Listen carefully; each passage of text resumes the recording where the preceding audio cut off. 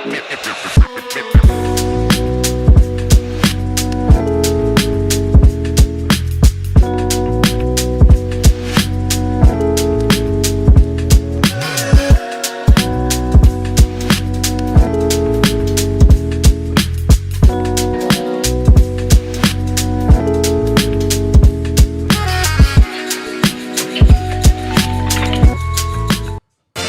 lot of energy, a lot of focus. Yeah, last day of the offseason. Finish the day. Oh boy, big up yourself. What is up, everybody? Welcome to the DNVR Nuggets Podcast. Live from the studio here at DNVR HQ above the DNVR bar, the single greatest bar in all of Denver and perhaps all of the world. We're still waiting for the results to come back. Yeah, we are. The votes have not all been counted. Well, I thought it was more of a scientific study they were doing. That as well. It's a little bit of that, a little bit of this. We have a good show for you. Why? Because it is the last off-season show we will have for like 8 months. Right now, I'm like, yes. In like 3 weeks, I'll be like, oh, I remember when. Oh, no. I'm so pumped for it, man. Knock on wood, though. I should say, we did think that one time, and then a pandemic happened, and we had an off-season. Oh, I forgot about that. Sooner. So let's Glad you brought it up. Barring another pandemic, this will be the last one for 8 months. We're going to try to recap the offseason. So if you're tuning in ahead of Media Day, which is Monday, the official beginning of the preseason, of training camp in the preseason, you want to catch up on some things. You want to know what's going on with the Nuggets. Well, spoiler alert, very eventful offseason. Actually gave us a lot to talk about. I know. This is honestly the most you could ever hope for from an off season, and it was still terrible. It still was not enough. Yeah, I still wish like one more month's worth of things happened. Like honestly, there's like looking at like the Warriors, for example. I mean, listen, nothing happened. I mean, Big Val wanted to drag out the Greek thing 2 more weeks. I could have done it. Thank God. No. That gave us 2 weeks of Do you like, all remember- right, what's going on here? Do you remember how long ago that was? That was at the end of Summer League. It's so true. Some people don't even know what we're talking about. We're going to have to fill them in. We're also just going to talk general overview of the offseason. Nikola Jokic dropped a new shoe. I think it's kind of fire. I glanced at it for like 3 seconds. The other shoe dropped. The other shoe dropped. And then at the end, who knows? If we have time, maybe we'll snake draft something. I don't even know what. Brennan Vogt, you're here. I am. I'm excited to be here. Love a Friday show. There's no more casual Friday than the last Friday before Media Day. It's the most casual there is. You know what I mean? It's so true. It's like last day of summer camp. Where is Jokic at this very moment? It's nighttime in Serbia. It's 10 o'clock. He might be flying back. He probably has one more day before he has to fly back. Then he is sleeping. Yeah. He's not coming in early. He's like, you know what? I'll just head there a little. I'll get to the office a little early today. Over here, the guy who's never early to the office, D-Line Co. Yeah, we have like a full spectrum of casualness happening. You can't see it. Underneath the desk, there's a wild fury of Adam's wearing salmon-colored shorts. Yeah. I'm wearing essentially a bag made of fleece. You look so comfy though. Oh, that's what I'm saying. We couldn't be more casual as a trio. Yeah, we really couldn't be, man. Vogt could maybe undo one more button. Yeah, I got you. I can't. What a treat. Do you guys ever have that thing, like if you plan a vacation and you're 4 months out and you book it and everything, and you're all excited, you're pumped up, and then like a month goes by and you're no longer excited because it's so far out. And I even have the sensation where by the night before, I'm still not excited because I like used all my excitement up months ago. Are we leaving tomorrow? We're not leaving tomorrow. We're leaving Tuesday. I'm like, oh man, I got to pack. But Media Day is just a weekend away. Media Day is just a weekend away. And I'm like, I'm so excited for it that I haven't yet mentally gone there. Yeah, totally. Because here's the other thing. I don't want to burst our collective bubble. Media Day starts and then you want game 1 to start. And there's a bit. You got to watch some preseason games and everything. So we're like 4 days of training camp, really? Yeah. Ration your excitement. You know what I mean? Don't burn yourself out. Although I will say, I think this year will be different because oftentimes you're talking to the same guys about the same things, running the same actions under the same coach. This year it's a new coach. First training camp. There's new faces everywhere. There's new excitement. So I actually think, knock on wood, because you're probably right. I'm talking myself into it. I actually think I might be excited all the way through the preseason this year. I love it. Love to hear it. I think that's legit. I think it's real. So too. I think it's a real thing. Listen, you guys able to ask questions of people you actually don't know the answers to.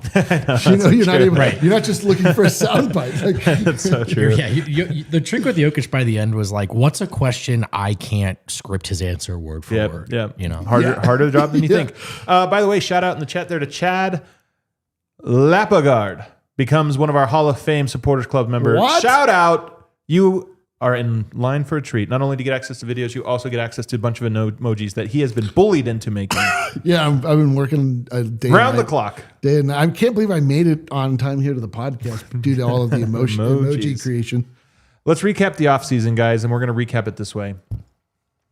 What do you think was the most consequential development of the offseason? If we could narrow it down to one. This is actually very difficult. I thought so at first. I do think there's one that sits above everything else, but there are to me there's 5-6 of these that are like, yeah, those were all pretty big. But why is it the difficult? word consequential is what's hanging me up, because I phrased if you want to talk about great consequence now and down the road for the Denver Nuggets, getting off the Michael Porter Jr. contract was massive because of what the dominoes it allowed to fall. Yep. And it got them out of us having to have an uncomfortable conversation about aprons all off season. So uncomfortable. Dude, I hate apron talk, dude. There's nothing worse than apron talk. Keep aprons out of basketball. I've said this for years. Yeah. Anyway, but point being, so that's massive. And then you have to then obviously, brain trust changing is exquisitely consequential, but I'm going to say the most consequential was David Adelman. Wow. I don't know. Maybe. Really? No. You know what? I take it back. It's the MPJ trade. I think you galaxy braiding this one a little bit. You think so? Yeah, I think so, but we'll give you a chance when we get to that one. I just think that it's going to affect every night a lot with Cam Johnson in. I think that all of the players that came in will have the most impact on what we see on the court. I think the potential answer, and I don't, the floor on this one, we're like kind of working out this way, is shaky.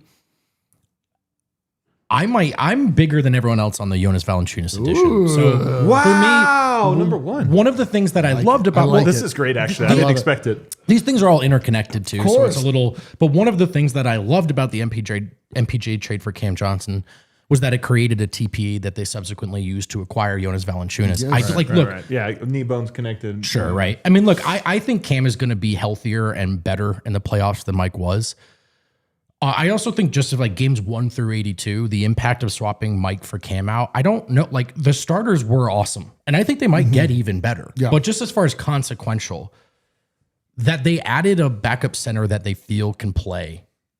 To me, like that element of it, I guess like that extension of the MPJ trade to me is what gets me so excited. Is I think Cam was a savvy trade, but it also created flexibility that they took advantage of. And if they can have a backup center, they can be different from teams past in a marked way. I feel like I know your answer. And I think you... Is it because it's on the sheet? No. Again, never assume I've looked at the sheet. The rundown that we use to structure the show? Yeah. Yeah. You never follow it? I don't know where it is. Point being... What? I think what you're going to say is the thing that gave rise to every other move. That's what I was going to say. You kind of ruined it. Did I? Trading Michael Porter Jr. for Cam Johnson. Because, yes, it opened up everything else that could happen. Oh, that's not what I thought you were going to say. Really? I thought you were going to say the acquisition of Ben Wallace. Well, again, this is where they're all kind of connected. But here's why I think it's this one. Because at the end of the day, it comes down to your players. Like the coach matters. The front office matters. All these things matter.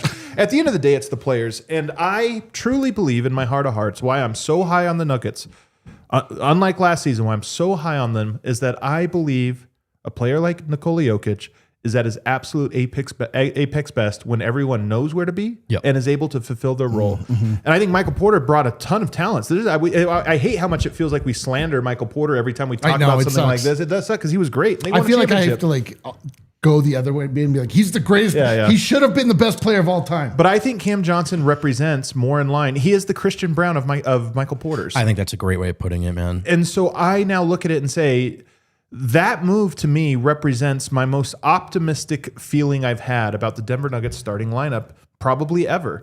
And not only that alone would probably make it number one. But when you say, oh, by the way, he was way cheaper, and because of that, it also allowed for all of these other things to happen. I think Cam Johnson's the single most important acquisition probably of Man, I can't say the Jokic era. Aaron Gordon probably gets that one, to be honest. And even you can put KCP and Cam Johnson in the same tier. But he is as consequential as those guys. And the fact that it also set the tone for what was, in my opinion, a slam dunk offseason. You're right. It was the first major domino, at least as in terms of transaction. Everything flowed from that. Yep. Everything flowed from that. Now, look, if you want to go real chicken and egg, you could go hiring Ben and John. But that's what I'm saying. But here's the other thing, and I don't mean this to take away from Ben and John in any way. It's just who the hell are Ben and John? Yeah, who's that? Excuse me, Ben Wallace. Ben Wallace. Excuse me. No confusion when you say that. It's like this was a great trade that they made. I don't know if it's necessarily, is it a trade that only they could have made? Like, I do think that the 2032 pick becoming available to them, and I think we can infer ownership greenlighting that being used without any protections. Like, that changed the game in terms of trading Mike. However, credit to Ben and John for making the prudest possible trade. Mm-hmm. And then all of that flows, I think, from like trading MPJ for Cam Johnson is a good trade. What made it a great trade is that it created flexibility and they used it. Mm-hmm. And they used it. And to use your point here about, hiring Ben and John, who are obviously going to be on the list. Again, Ben Wallace. I'm like, what are we talking about? That I think we could do a sliding doors where they hired, some of these other guys that were names. Who's our guy? The one that's Myers. on TV, Bob Myers. Bob Myers. This is the greatest part is that people only know one. Yeah. What if they could have got Ben Myers or Bob Myers? So they could have got Bob Myers. I think in that sliding door scenario, Tim Hardaway Jr. is a Nugget, Bruce Brown is a Nugget. I don't know about these other ones. I really do think that they were shrewd in their, that's a guy we want. We see a scenario. Let's wait for the right moment, and then let's be the team that's available to get him. I think they actually read that right. Yep. And were able to maximize that. And then getting Valančiūnas is another situation where maybe another GM would have gotten this done. And it's not like it was I do think there's other GMs that might have had that same idea or jumped at the thing, but they did, and they had to work for it in ways that I say no, that they get credit for it. Really quick, Ben's relationship to Jonas Valančiūnas through agents, that may honestly have saved the day. Like, you know what I mean? Like, we don't know, like, perhaps there's another version of that same scenario where without those relationships, this falls through, right? So that's on the table as well. Yeah, I feel like I'm switching my answer, and it's going to be the hiring of Ben Wallace. Because for years, and like I've seen it online, I mean, I've bemoaned the idea that Tim Connolly was an excellent drafting GM, but he was not a good on the phones GM. He was not good at making trades. He always identified the right people, but he always was kind of on the get taken advantage end of his transactions with other GMs. Like, he was the one that ushered in this insane era of 5 draft picks for Rudy Gobert, and I think the Nuggets now they've moved on to an on the phone kind of GM, which is amazing because of the deals that these guys had that they were able to cultivate. It's something we've not really ever seen around here because they made such savvy decisions that checked like every single box that you could hope. Like, again, ownership is invested in this team, but they would prefer if we're not in the repeater tax, we're not in the apron conversation, and it's not just a detriment to the team. They bring in like every move they made, you're like, damn, that's awesome. Like, you got for that price, you were able to get off of Dario Saric's contract and get Big Val in return. That to me is witchcraft. Like, so now that I'm thinking about it, I really do think that the approach that those two have taken to the Nuggets this offseason, like, really is setting the table for a whole new era. Well, what I love about this is, as with all things in life, but especially in sports, one thing is connected to the next. And when you try to like tier what's more important, it really is like tiering parts of an engine where you're like, well, you can't do it without an alternator. I know. Like, it's like, how do you tier this podcast? Me, number one, me. Well, the piston is more important than the transmission. Tier 1A. All right, let's take a break on the other side, and let's just pretend we all agreed it was trading MPJ. Cool, we're perfect. So, dude, I love the synergy we've achieved. That was the most important thing of the offseason. We're all on the same page. If you grew up playing basketball in Colorado, chances are you played in the Gold Crown the Gold Crown Competitive Basketball League. The Gold Crown Competitive Basketball League. Today's league looks like this. divisions for 4th through 8th Monarch grade teams. or Gold Crown? We got a confusion between Reed and. I'm going to say that Kale's definitely right, and I'm not. Yeah, misloaded screen. I apologize. Shout out to my friends at Monarch Money, which I used this morning. Actually, I used this morning because I got an alert that says I'm way over budget. I didn't really use it so much as it let me know that I'm not doing so I checked my hot. Monarch Money before last night when I bought you Junior Mints. Those were really good, by the way. XL Well, size. I made sure it was okay. Okay, so this is a good example. Like, you can subcategorize in Monarch Money, like, all your expenses, right? So you could say the tickets, you could put that in the entertainment category. The Junior Mints can go in the little food category.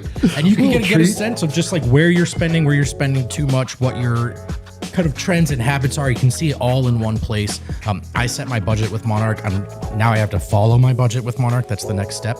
But if I do, I feel like it's going to help me just get a better sense of what I'm spending and how to grow my worth. Don't let financial opportunities slip through the cracks. Use code DNVR at monarchmoney.com in your browser for half off your first year. That's 50% off your first year at monarchmoney.com with code DNVR. And Game Time is the hottest new ticketing app. It's not really that new anymore. At this point, you should know it's the best ticketing I know app. it's kind of like Jamal Murray. Like all of a sudden it's a vet. How'd that Yeah, happen? right? Yeah, this is the vet ticketing app now. The closer you get to Game Time, the better the deals get. We say Game Time. It doesn't have to be sports. You go to a comedy show, you go to a concert. Although, as you may know, it is September and the pigskin is flying through the air. So whether you're trying to see some college football Hitting the ground a lot too. or the NFL, you can take the guesswork out of buying college football tickets with Game Time. Download the Game Time app, create an account, use code DNVR for $20 off your first purchase. Terms apply. Again, create an account and redeem code Game Time for $20 off. Pick your seat. You'll get a little view of what the tickets look like, so you get a sense of that before you confirm your purchase. Tap, ticket, go. Download the Game Time app today. All righty, we are back here, segment 2. Throw us a like, be subscribed. Monday is media day. We are going to have, is it wall-to-wall coverage? Does that even make sense in this It's wall to 10 coverage. What's that? John Wallace and Ben Tinter. We're going to have so much coverage. We're sending like 6-7 people to media day. We're going to have you covered there. I can't wait for it. So you're going to be going to want to be locked into our channel as well as our social channel at DNVR Nuggets _Nuggets on Twitter. It's always good to be able to understand which of these guys the Nuggets are rolling their eyes at to certain questions. It's so great. That's right. You can tell. Yeah, you can tell. It's a spoiler alert, all of us. Yeah. All right, so maybe we shouldn't list these out as a hierarchy, but we should just explain them as the web they are. I liked it. I liked the conversation. It did create a great debate. Dude, it was a great convo. We can go all day on this. Hey, you know what? Let's keep it a ranking. It's Cam Johnson and Michael Porter. Well, there's so much to consider. I'm going to go with number 2 here. Controversial as well because it was neither of your guys' number 1 pick, so I'm going way off board here. If you were not tuned into the entire offseason and you were tuning in for the first time, I think the second most consequential thing that has happened, and this is more theoretical, we won't really know this till we see it, but I feel confident enough in saying it. I think the Nuggets underwent a deep spiritual and cultural reset this offseason that is beyond any one thing that happened, hiring this guy, hiring that guy. I think they all play into it. But I think there was an intentional reshaping of the culture from the players to the coaching staff to the front office that, to me, you could have made a hire, you could have done this, you could have got that guy, you could have got this guy. None of it would have really mattered unless the Nuggets committed to each other the way I believe they have throughout this entire offseason. And to me, it's as important as anything else. We'll call it 1B. Yeah, I've told you guys with boots on the ground that this, I think, started in the postseason. Yeah. And it was their takeaway from the postseason. That, to your point, they've carried into this offseason, and it was the breaking point. It was do we want to keep doing this together and for each other? And honestly, the possibility of the answer being no was really close. Yeah. Like it was, I agree. could feel it in the air. And at some point in the Clippers series, it snapped. It snapped back to, actually, I do want to be a team. Actually, particularly those 4 guys that are still there, we do want to do this for each other. And we still think we can do this. Mm-hmm. We don't really want to give up on what's still possible for us. I think Aaron Gordon and Jokic were the mouthpieces for that at the microphone, but you could get a sense of it in the locker room. So this is real. How far it carries them, we'll TBD. find out together. Let me ask you this question, though, because you raised something interesting. It was controversial for the Cronkies to come down from above and fire Michael Malone and Calvin Booth with 3 games to go. But what you said is important because I think there's a real world. I think Eric might disagree with this, but I actually think if they didn't fire him and just say, you don't fire a coach with 3 games to go, just go to the playoffs, I do think they would have quit.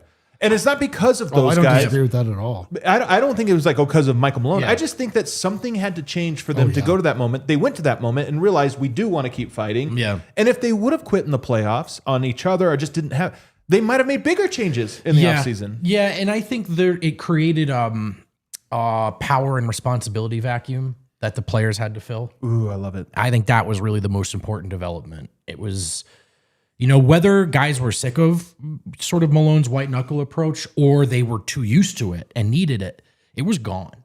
And so it was up to the guys in the locker. Like no one was going to figure it out for them. And they had to figure it out either together or just say, hey, it was a great run and this chapter's over. And they picked the former. And that's the part that was really exciting. And for that to be followed by, I think, prudence and the right level of aggression from the decision makers is like, that culminates in this kind of excitement we're all feeling right now. Yeah. I mean, they were dead.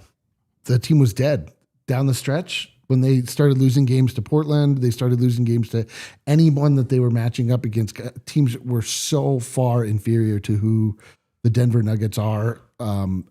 It was clear that the team was broken, and it was obviously like a very unprecedented, seemingly insane move to fire the coach 3 games before the playoffs, but it really did jolt them. It really did bring them back to life. And like, this is the stuff, this approach, this offseason makes you feel good about following a team like the Nuggets because you can tell that they do care. Like they care as much as we do. When you can feel really foolish, like following the exploits of millionaires trying to make a basketball go into a hoop if they make you feel foolish for it. And like that's what's so beautiful about this team is like it's like it feels like a just cause. Like these guys are great.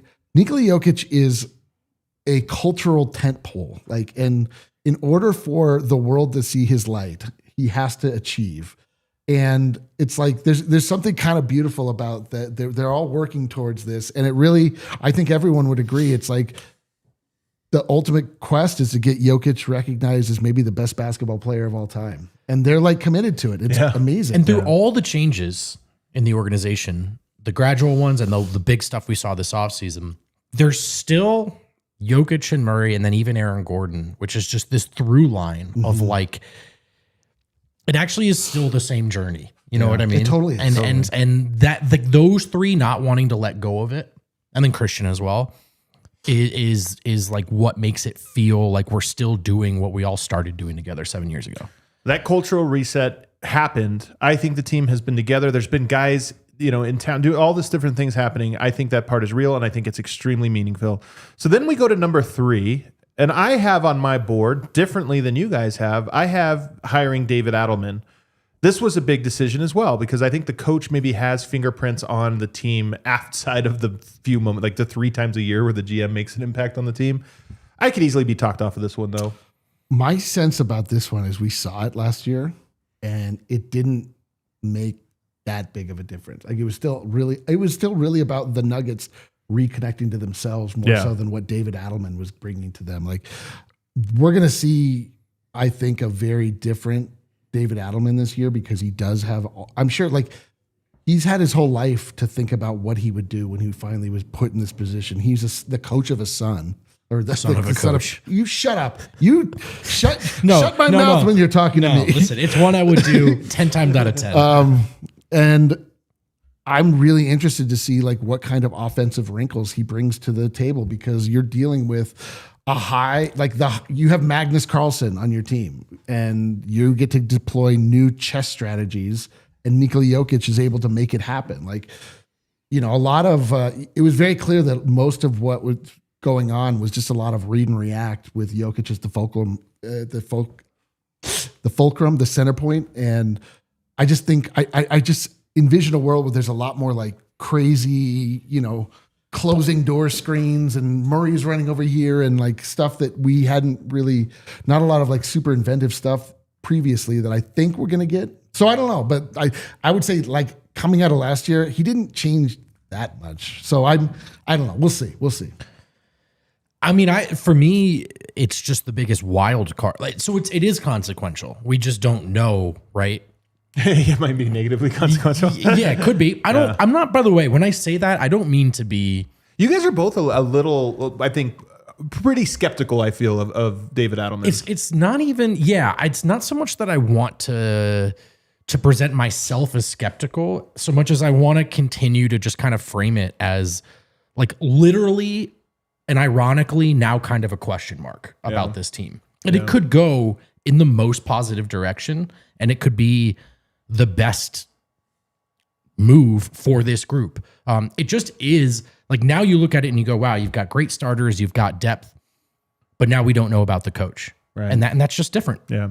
I think this is one of those things where we all fall on a pragmatic side on it. I'm just like optimistic and feel probably more like I've seen things that give me, enough to say like I'm going to move towards the optimistic side. Yeah. And I think both of you guys feel like either right down the middle or even maybe slightly like, I don't know, he's a rookie. There's more things that I'm like a little worried about. It's for me, it's like I'm not worried, but it's just like in what seems like the perfect setting in all ways. It's like that's the one thing I'm like, he does seem like if you were annoyed by him, he'd be easy to stop listening to. I don't think he commands attention. Okay. You know what I mean? Like, but I know that they're all starting from a really good relationship, and it's a different paradigm. And I think the team is mature enough that they don't need a disciplinarian. Or is that something he grows into as well? Like, I have a hard time seeing that. To me, it's like it's going to have to be Jokic, and it's going to have to be probably front office sometimes coming in and which is when you have a John Wallace. It's like who's so close with the players is able to influence that culture a little bit. You got to worry about but I kind of think it's like everybody's going into it with that understanding. It's not like, hey, you're stepping on toes the way it was where the stories we heard from the previous regime. Yeah. Well, another thing about that, and again, we're getting like into chapter 6 when we're in the prologue still. Sure. But it is possible that there's also an insecurity that naturally could arise from such a thing of like, oh, well, I have a Jared Dudley and I have a John Wallace and I have a Jokic. Mm-hmm. Oh, but they're kind of talking and when I'm supposed to say that. And I'm saying those things can develop, and that's a question we just don't know. How is he going to feel if the team's really responding to Jared Dudley, even if Jared Dudley's parroting his own message?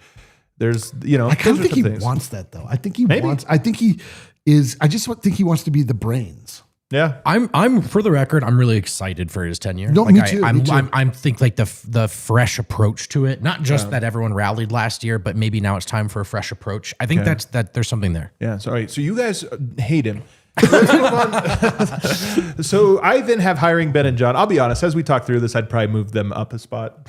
I think I'd put them there because they have done a lot. Getting to know them, obviously, they've been in background guys. John, obviously, in Minnesota. I will say, it confirms what I kind of thought about them from afar, which is that I think Ben is the ultimate collaborator, like smart guy, very little ego, right? And he just like knows how to look around. He knows everything that goes on in the business, knows how to look around and organize and say whatever. Not a guy that says like, "Well, I really think this." Right. And then I think John is unbelievably charismatic guy and a sharp basketball mind and extremely connected. I would say if I were to rank his skill sets as far as I know them right now, I don't know him well enough to say. I think he's unbelievably charismatic in a way that's important. I think he can talk to players, coaches, everybody, anybody, other executives, agents. And I think he has a way of just being like direct without being offensive. Yeah. And that's a rare skill. And I can already see that just in my conversations with him. I think that has a huge network, which as an exec you need to have. Do you know somebody everywhere? Because you always have to find an entry point to something. I think he has that. And then I do think he's a smart basketball mind. That part is like, we have to wait and see because it's right. There's only so much I can glean from that. But he does seem like a guy that has experience as a very good European player, a very good college player, and now as a GM or as in a front office for several years. So I think he checks a lot of important boxes. He also hooped, which David Adelman is a lifetime around the game of basketball. And Ben Tenzler has earned this position, but it's like I think also you just have another just the hooper's perspective, you know what I mean, in there as well, which I think in a collaborative environment is good. And he's also a hooper, not as much of a basketball player, but he's like a hooper too. Like in his day, he wasn't one of these guys that was like, you were a corner 3-point shooter. Like, we get it. Yeah, you played. No, he was a guy that you give him the rock. He knew what to do. He still back in the day, because he worked for the Nuggets originally before leaving for. Yeah, we used to watch those coaches' executive games. He was unbelievable. Yeah, he was a bucket. Let's take our second break here on the other side. More things to argue about, including Valančiūnas. I know one thing not worth arguing about, and that's that the best sauce in the land is the cane sauce, my friends. Do game day the Canes way, whether you're tailgating or cheering from the couch. Fuel your crew with Raising Cane's. We're talking hand-battered, cooked-to-order chicken fingers, crispy crinkle-cut fries, buttery Texas give me a heads toast. up if we're going to read this Cane's ad. I know, I got to eat first before. Gets you excited. This is messed up, man. And of course, the MVP of every bite, that signature cane sauce. Don't forget those jugs of freshly brewed tea and freshly squeezed lemonade to keep the squad refreshed. Big plays, big flavor. It's how Cane's does game day. So rally your team and make your next tailgate a touchdown. Raising Cane's chicken fingers. You've heard about it. Go get some. It's delicious. One love. One love. One love. All right. We are back here. Nope. We got, our homies, man. Yeah, it's because I deked you out by acting like I was done. But I knew I was not done. Yeah, he's a great grifter. Shout out Red Hawk Roofing. Denver's best roofers are on the DNVR team. Go with the pros. Doing my roof here in like 2 weeks. Look at that. Adam goes with the pros. I'm going to have some photos and stuff of my roof while they're doing it. I'm going to be hanging out, cracking some beers. Hell yeah. There's no project too small for those guys. They're your go-to for everything from minor repairs to full roof replacement on your home or business. Hey, start small. Build that relationship. They want to earn your trust. And then, goodness forbid, if you have to bring them in for a bigger job, you know that they are the right guys to call. Quality materials, decades of experience, quick response time. Colorado's best estimators and contractors. Huge DNVR supporters. That might not mean anything to you, but it tickles me. You know what I mean? Support your local teams means also supporting local businesses like Red Hawk Roofing. If you're looking for a new roof over your home or business, be sure to check out Red Hawk Roofing at redhawkroofing.com or call 720-771-8921. Tell them DNVR sent you. I'm so glad I get to say that I am not only a spokesman, I'm also a client. I get to say that now for Red Hawk Roofing. Oh, it's going to be the best. All right, so Ben and John, DA, Cultural Reset, Cam Johnson, all these things big. I then have Valančiūnas, Jonas Valančiūnas being added. This is right. He's off the bench, and that's, I think, why. But what it signals about Jokic being able to rest, to me, is obviously bigger than just a backup player. Yeah, I mean, this is the eternal quest for the backup five, the backup big, the playable backup big, the elusive, allowing Nikola Jokic to rest and not actually just have him lose ground to where he has to come back in and fight like hell to get the lead again. I mean, we've also seen versions of we're more or less excited for a new option and it doesn't work out.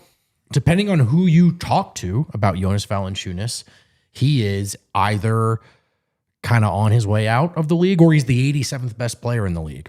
If he's the 87th best player in the league, buckle up for the Denver Nuggets contending for a title. Yeah. I mean, there's just no doubt about it.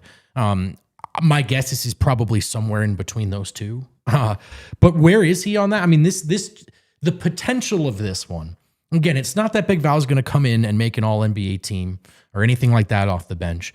But the potential to get away with resting Jokic and not panicking and not drowning is why it might be so different from years past. Oh, God. You dip that take in cane sauce. Yeah. I want to eat it up. It would be amazing. Can you imagine?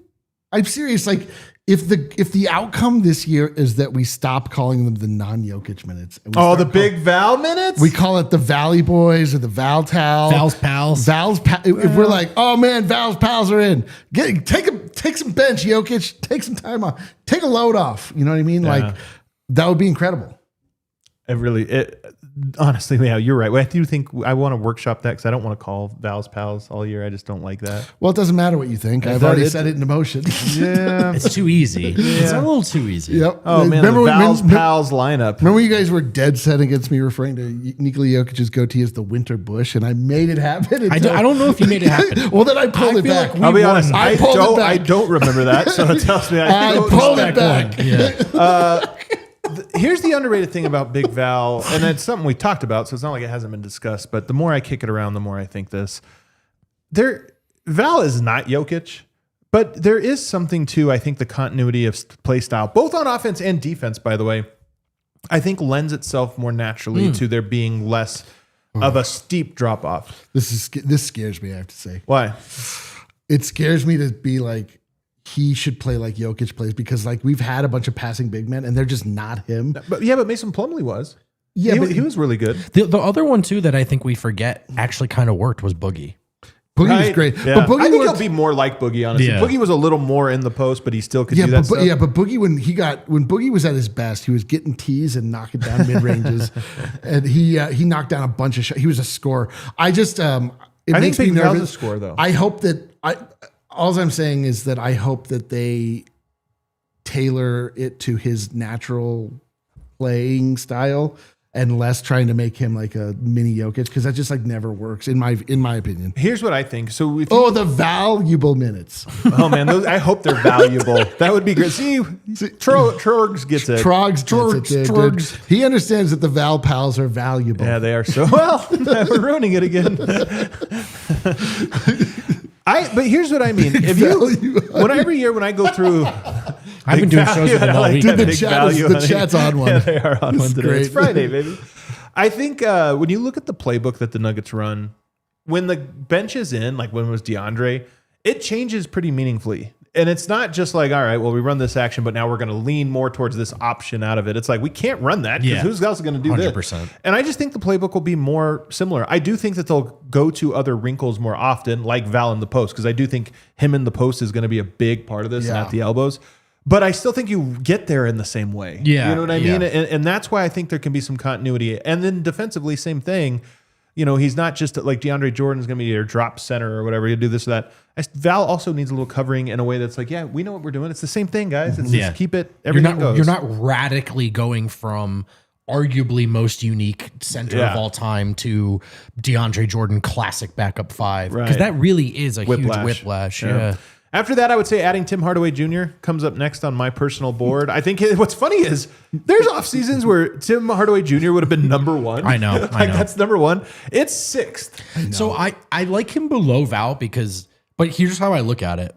I think Tim Hardaway Jr. is more likely to work out than Valančiūnas. I think Tim Hardaway Jr. is like very, very likely to pan out as just a value add. Whereas the backup center stuff, like we've just seen it not work before. I think the biggest difference would be if Val hits, then you're looking at a whole different kind of ball club.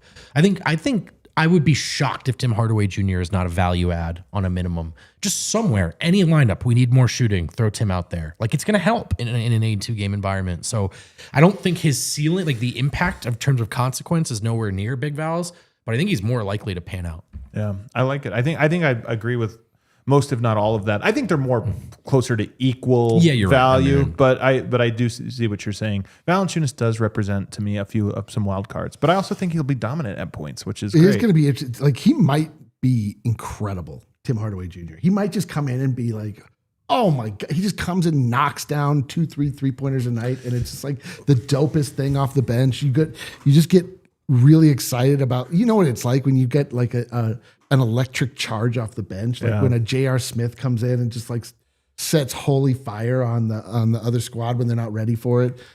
It could be electrifying what he's able to bring. Hopefully he's able to get the right amount of minutes, the right. I imagine his game is like really rhythm based. Like, so I hope that his rhythm is not thrown off by having, maybe erratic types of minutes, erratic playing time, but it could be electric. Well, think about it. Here's one way to flip what you're saying, though, Vogt. I think there's a chance Tim Hardaway Jr. closes a few games here and there. And then when you get to a playoffs, it's not unthinkable to me that he might close a playoff game. Mm-hmm. I don't think it's more likely to happen than not. But there are, like, if you just look at that last series, Russell Westbrook closed in part because he could get rebounds, offensive rebounds. It's like, just go do that. We can't do anything else. And there is a world where it's like you're in a series and it's like, look, we can't stop them, or we're playing a zone and we can stop them at this rate, but we got to score. We just got to score. And you know what? Put Tim Hardaway and Cam out there and Jamal and Yoke and AG and the dunker. Yeah. They can't stop us now. You know what that sounds like? It sounds like going to Valhalla. Yeah, like it's just much more of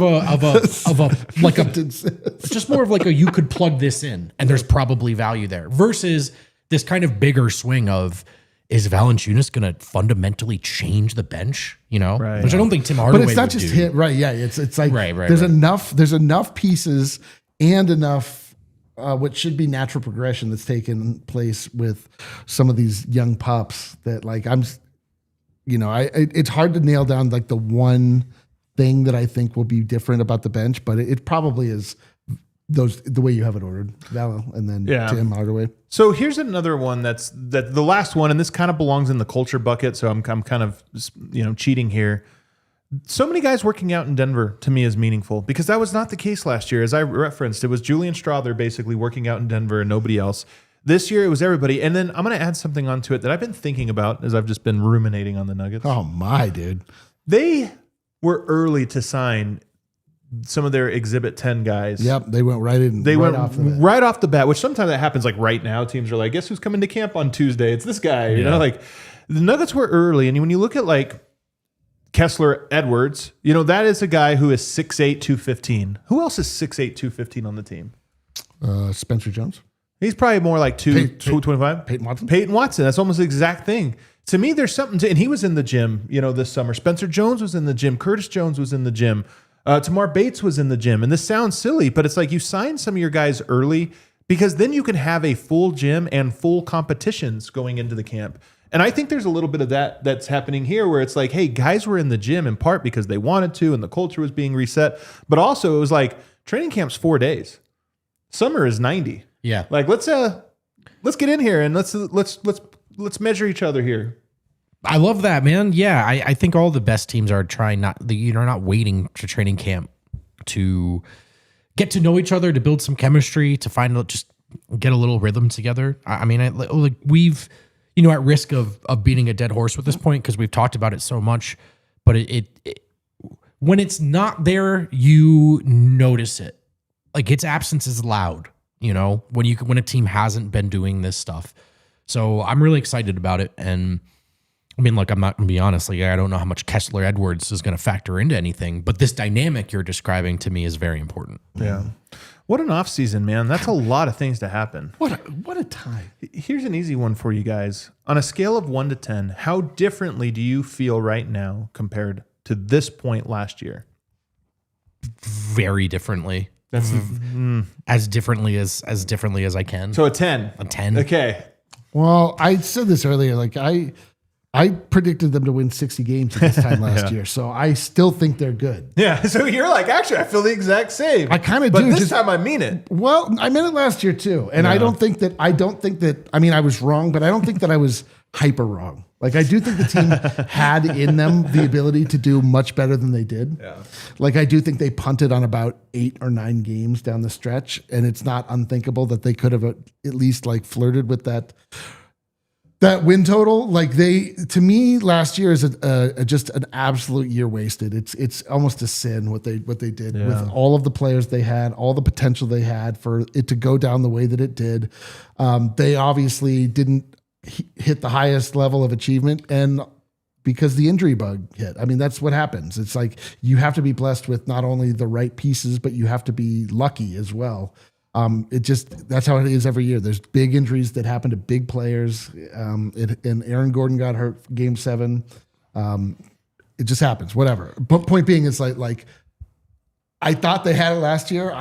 They didn't, but I still think they had it. I think they got it this year in a different way. I kind of agree with you, Eric. For me, last year I was hoping. There was a version of it I was hoping for that, like, even for the fact that it was a disaster year and they still kind of almost made the conference final. Like, I think they were something more than mediocre, but we were hoping and kind of crossing our fingers that everything would click. In a way, it never really did.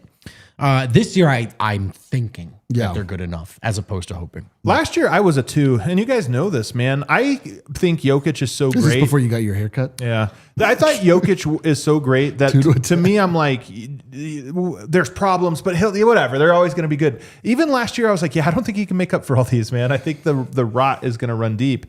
And this year, I don't feel that way at all. I mean, I honestly have swung so far the other direction. So to me, it's a 10. Because I am as confident as I've ever been at this point in the season, as excited. My only thing that stunts my confidence is there's good teams out there. There's other good teams. Yeah, like, you know what I mean? If it was just one good team, I'd be like, well, see you in the finals. There's that. But I'm like, there's some teams that'll be tough, man. Like the playoff route will be really tough no matter what. But I just think Denver's really good. So for me, absolute 10. I was in the dumps last year. I hated playing that role. Yeah, no, it sucked. I want to play the role of like, hey, it's going to be great. But no. I mean, like, listen, you were operating off of, actually kind of understanding what the issues were. To me, they had the potential to be that good. Bummer. It's a bummer. I thought they did last year too. Because that's why when people are like, what do you mean? It's basically the same team. And you had this. And I was like, yeah, it's not about that. Because the year before, they walked backwards into 57 wins. Right. But something wasn't there. And then whatever wasn't there was worse. Less there the next year. Less. Yeah, you're right. Yeah, exactly. And then last summer was a rough summer, man. It was just a really bad summer. And we talked about it at the time. We weren't sure, I think, like exactly, but we did. You brought it up a bunch. We talked about it. Like, you're like, Malone, how's everyone doing? He's like, I haven't seen anyone. Yeah. And that was the first sign. You're like, we're dead. We're cooked. But this year, we're not. We're cooking. Dude, I can't wait. And shout out to you, John McGregor. I thought I was the only person that heard that. What was it? If there's one thing that stuns my cock. You wanted to say cockiness, but you stopped midway. Didn't even catch it. You said confidence. You one thing that stunted my cock. Double my entendre on this one. Kind of mean both. Completely lost Eric. Now we have to go to Jokic's new shoe. The other shoe has dropped. The other shoe has dropped. The 2. Do you have this, Kale? I probably should have prepped you for this. I mean, I know you prep. Kale's always prepared, whether I prep him or not. So we've got a new shoe from Nikola Jokic, a new silhouette.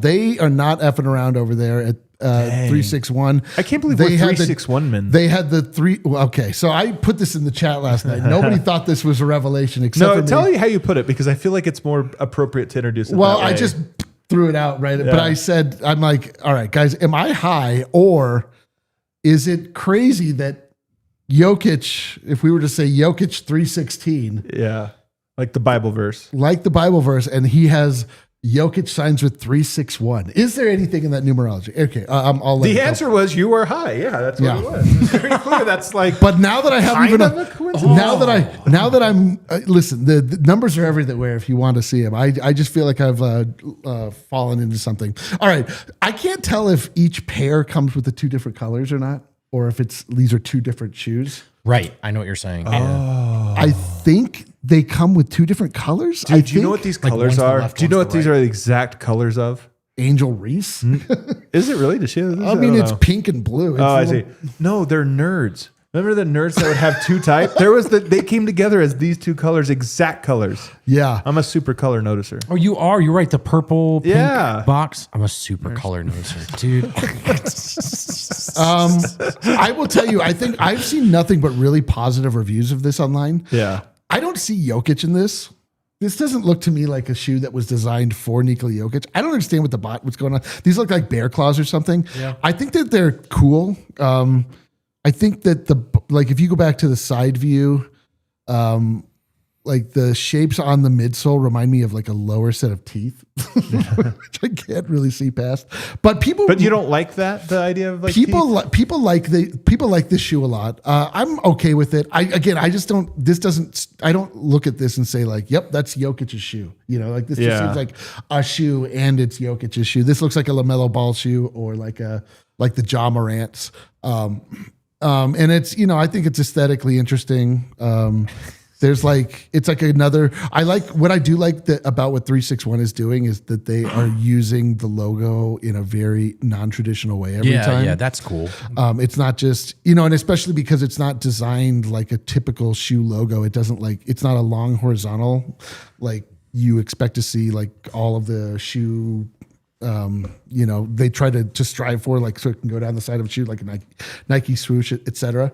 So I think it's cool. Like I really applaud the just the experimental, fun way that they're approaching this. I like that they're bringing interesting ideas. I like that they really are like interested in Nikola Jokic as a spokesperson, that they're like really not stopping with the possibilities of what you can do with this guy.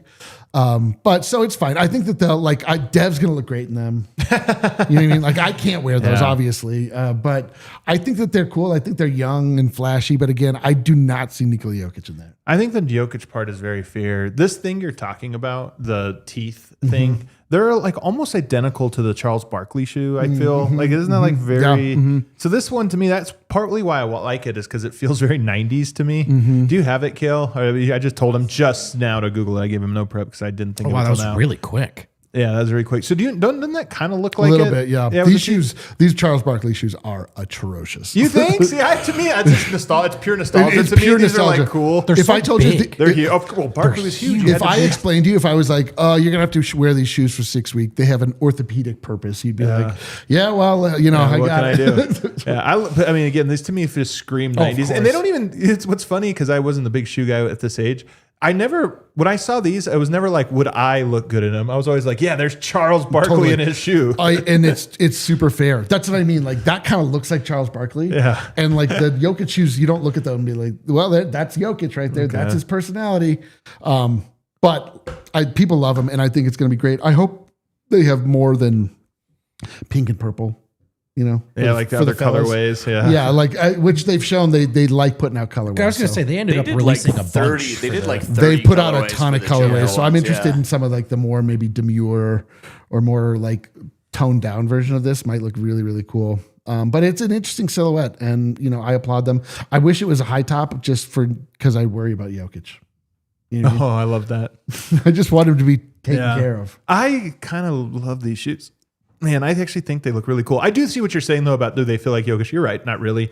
And the low top and all this. But to me, there's something really cool about just like the look of it. The net wrap almost to it, and then the teeth. Yeah, I mean, it's kind of cool. The it's colors it's feel like bright, like going into a cave. It's kind of like laser tag. Laser tag. Well, it's kind of like light emanating off of, like shining off of the crown. It's like kind of an that part's effect cool there. So yeah, man, like I expect that we'll probably see a lot of these out in the wild. Yeah, I think so too, man. I'm into them. Are you into them? Do you have any thoughts? Yeah, no, I'm into them. I'm not a huge basketball shoe guy. Yeah, just not. Yeah, I don't know. I still haven't owned a single pair of 361s. I wore my Joker ones last week because I got the ones that are like similar to a Broncos colorway. So now that I'm able to rep the Broncos and Nikola Jokic all at the same time, what a feeling! They're the hardest shoes to put on I've ever. Really? They are so difficult to get on your foot. Really? The top is tight. There's like, I mean, I think that there's a padding right behind the heel that is, for support, but it like makes the opening so narrow. Yeah. But I also got the ones I got the AGs with Jokic's logo and his logo on the back. Yeah. And those are really easy to put on. I'll have to wear those pretty soon. I look ridiculous in them because, again, I'm an old person. I saw a guy hooping in Joker ones at the Volo Sports Facility in Rhino. Really? Shout out. And he said they're great shoes to hoop and very comfortable. Good traction. What kind of hooper was he? How tall? Actually, how tall was he? I did see that guy make one very good pass. Really? I was Okay. You're like, all right. Gotta be the shoes. I love this idea. Make that me like people, Yoke. Yeah, I was going to say that people that you watch Yoke and you go to the court. It's just like when Steph Curry ruined the game because everyone wanted to shoot from deep. I love the idea of Brother, I don't know if it's true, but guys going to the court and everyone's just trying to pass. Brother, if they see this, respectfully, the biggest guy on the court, you know what I mean? Was in the post and he just popped it between his legs to a cutter. And I was like, Jokic is changing basketball forever. Let's go. We got 7 more minutes of the offseason, guys. Oh, no. Do we want to do a speed round draft? Of what? Things that start with a letter? Okay, let's do it, Cal. Did you even prep it? Yeah, I was going to say, all right, speed round, what letter? So we're going to draft the top things that start with a random letter. Oh my God. Give us a good one. Give us a good one. 10 seconds. I don't know where the letter is that we're picking. E? Oh my God. 1-1. Do I get the 1-1? Okay. What is our draft order, Kale? Let's find out. The letter E.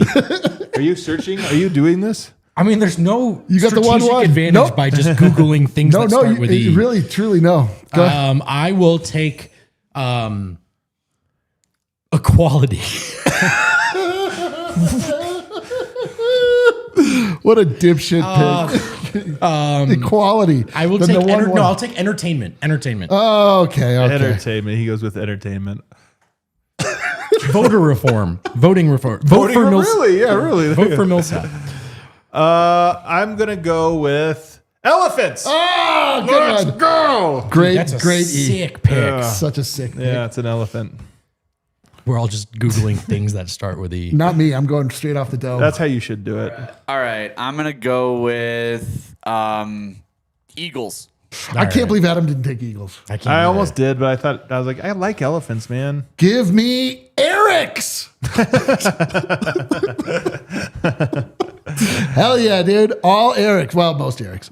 Okay. And then I'll also take, here's where I have to decide if I'm going to be true to myself or if I'm trying to win. You know what? I'm trying to win. Give me eggs. I hate them, but people love them. Give me eggs. You do hate eggs. Why would you take that? Because I'm trying to win, bro. Okay. I'm going to go with equality. Dang, what a baby. I love the idea of it being the 6th overall pick. Like if no one picks it at all, fine. But it coming in 6th, that's great. Good job, Kale. I'm going to go with exploration. Oh, I just love exploration, man. What a curious heart you are. Dude, I just kind of explore, you know? All right, come on. We got to speed round this, baby. Okay, I will take enlightenment. Whoa. Entertainment and enlightenment. I'm the whole package over here. Yeah, wow. That's a guy reading a book in a park right there. And now I'm going to take a huge pivot and say Edge of Tomorrow starring Tom Cruise. Whoa, good film. Great film. Man, this is... All right, we got to really think of this one. He's fools Googling away. I'm going to say extraterrestrials. Whoa. Nice, dude.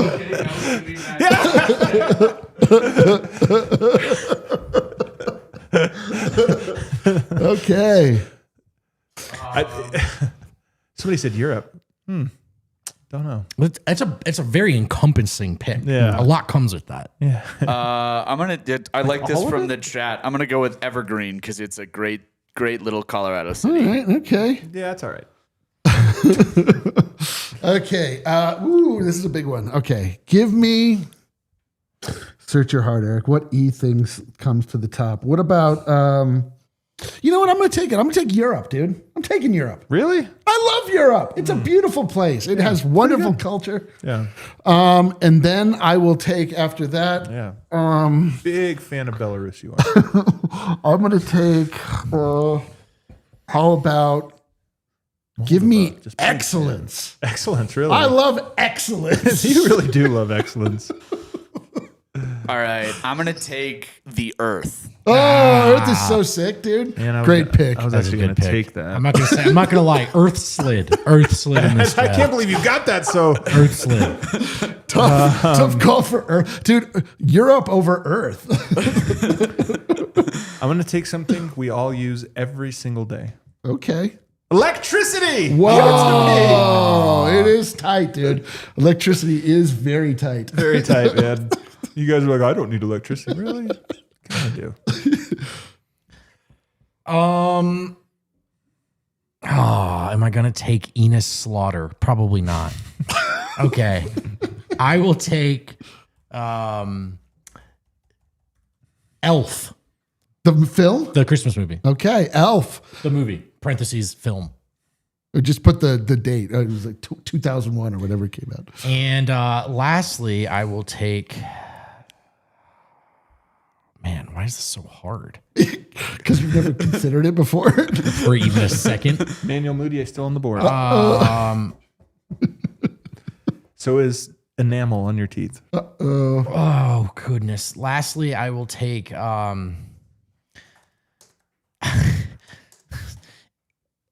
equity.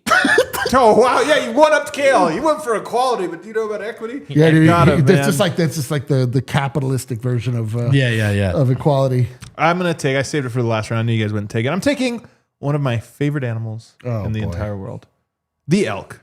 The Not elk. my favorite word though. I feel like they were named that one wrong. What do you think about an elk, dude? Just like walks around and screams. All right. They are like the animal of Colorado. Very different than Vogt's 4th round pick. I'm taking elves of the Lord of the Rings All variety. right. That's actually better than my pick. I don't think you can specify. I mean, I think you're just taking elves. They could be Keebler. That's or true. any type. Yeah. The Lord of the Rings part changes their. Yeah, You just got to take elves. I agree. Also, in Lord of the All Rings, they're a bit of a. It's kind of a dog whistle for the master race. Oh, it so is, Kale. Wow. Okay, cool. Quality. Oh, dude, I completely forgot about enchiladas. Is it? Enchiladas really slid here. Give me enchiladas. Put it on the board. With one Even pick. worse. Unbelievable. Even worse, man. Eric's going to win. Eric, Eggs, Europe, Excellence, Enchilada. I like Get rid of that, dude. Get rid of the apostrophe. It's I like not going what from- belongs to me. It's just all Erics of the world. You know? Yeah, I like that it was Eric's. I like whatever. going from entertainment enlightenment to Edge of Tomorrow starring Tom Cruise. What a way to get into the offseason. You were drafting words that start with E. Dude, what a great. I mean, what a fantastic. What an absolutely perfect one. All right, we got some super chats. Just a couple. Cedric X. Speaking of starting with an E, yes, vote. Maybe Adam, no Eric. I'll speak on it now. The member thing you guys have will wait till next pay. So who thinks Jokic gets 3 rings? Let me know, The guys. same price as The what he just funniest said. thing is, him signing up today would have been the same cost of as him sending that super chat. You know what, Cedric? Do you, Hey, brother? man, Yeah, no, listen, man. we're not bullying anybody No. into joining our club. It just we're just pointing out whatever. Who thinks Jokic gets 3 rings? I still believe 3 rings. Sounds Oh, right. also, we'll see you in overtime. We missed that. We did. 5-5-5-5-5-5-5-ish. The NBA put out their points of emphasis video, and it made me mad. It feels like there's going to be an even harder to play defense and even easier to foul beat. I haven't even seen this yet. I I don't can't want wait to to look see it. at I'm it, sure yeah. I'm going to be irate. The NBA's they're not going to do any of this right. And the Balmer will boys' probably get dad, promoted. He'll probably be like the commissioner by the end of this investigation. the boys' dad with a celebrity snake draft pick, Elvis. Elvis. Man, I just never got into Elvis. Yeah, he's a little before. Also, our his time. Q rating drops every year, man. The further we get from the era. Yeah. Everybody hit that outro music. We've That's done it. it. We did it. That is The it. ultimate episode. We Penultimate, no more. made it through the off season, boys. We made it through. We return to this very show. It will be to cover the preseason media day. I can't wait for it. We'll see you on Monday, everybody. Hit that like button on the way out. Eat it.